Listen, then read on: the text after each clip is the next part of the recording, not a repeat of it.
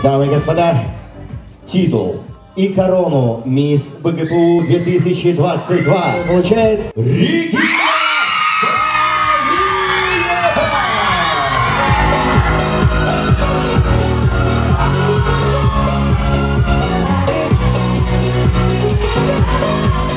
Вообще конкурсы красоты в педагогическом университете всегда проходят на таком достаточно высоком организационном уровне на протяжении уже многих лет, как и мистер БГПУ, как и мисс БГПУ. И всегда очень интересно наблюдать вот за развитием этим, потому что каждый конкурс становится на ступеньку выше и выше. Каждый раз какие-то новые, необычные решения этого конкурса.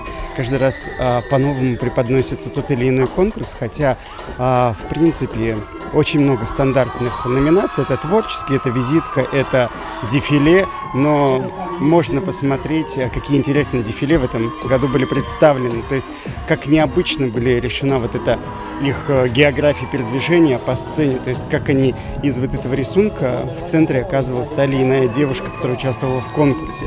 То есть, это всегда такое грандиозное зрелище, можно смотреть, наслаждаться. Изюминка, наверное, такое своеобразное решение было совместить видеовизитку и творческий конкурс. Если раньше видеовизитка была таким отдельным моментом, потом между ними, то есть между творческими визитками было дефиле, а здесь так очень гармонично, то есть сочеталась видеовизитка и потом сразу плавно вытекал творческий номер. Я думаю, наверное, это очень интересно. И как бы сразу можно посмотреть на конкурсантку с разных сторон, как ее любит камера, как она работает вообще на камеру, а потом уже посмотреть на нее с творческой стороны. И можно сказать, что в этом году тоже это грандиозное событие состоялось, потому что 10 девушек участвовало в этом конкурсе, одна краше другой. Сразу можно сказать, что можно всем дать на данный момент мисс БГПУ 2022 года.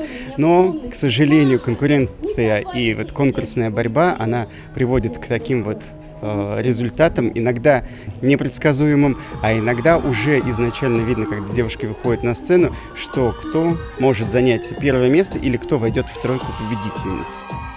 Наш конкурс – это вообще очень большое такое движение, которое длилось у нас 1,5 месяца почти. Сначала мы проводили конкурс на этапах факультета, института, колледжа, потом финалистки у нас вышли в университетский этап, где они попали в заочный этап. Заочный этап их встретил волонтерский центр, Акмулинский штаб здоровья, были фотосессии от медиацентра БСПУ ТИМ. И девочки 3 недели готовились, дефиле делали общий танец, готовили свои творческие номера, снимали визитку.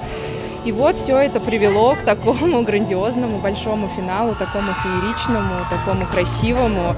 И, наверное, все получилось.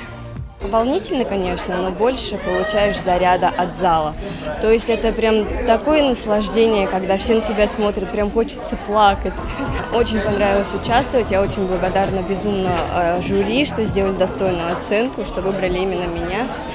Вот. Я также очень благодарна организаторам, которые все организовали, чудесный этот конкурс, который столько забрал усилий, слез просто, всего терпения, не только у меня, но и у моих близких, тоже вместе со мной также переживали, что я тоже очень благодарна им прям просто всей душой.